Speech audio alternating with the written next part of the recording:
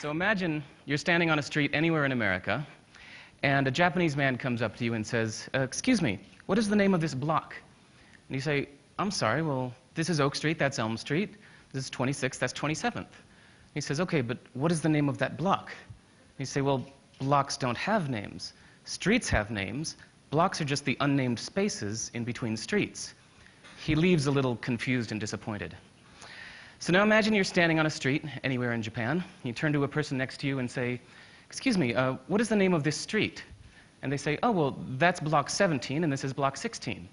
And you say, okay, but what is the name of this street? And they say, well, streets don't have names. Blocks have names. Just look at Google Maps here. There's block 14, 15, 16, 17, 18, 19.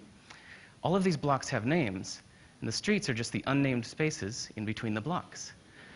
And you say, okay, then how do you know your home address?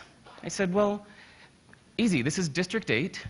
There's block 17, house number 1. You say, okay, but walking around the neighborhood, I noticed that the house numbers don't go in order. He said, of course they do. They go in the order in which they were built. The first house ever built on a block is house number 1. The second house ever built is house number 2. Third is house number 3. It's easy. It's obvious. So I love that sometimes we need to go to the opposite side of the world to realize assumptions we didn't even know we had, and realize that the opposite of them may also be true. So for example, there are doctors in China who believe that it's their job to keep you healthy.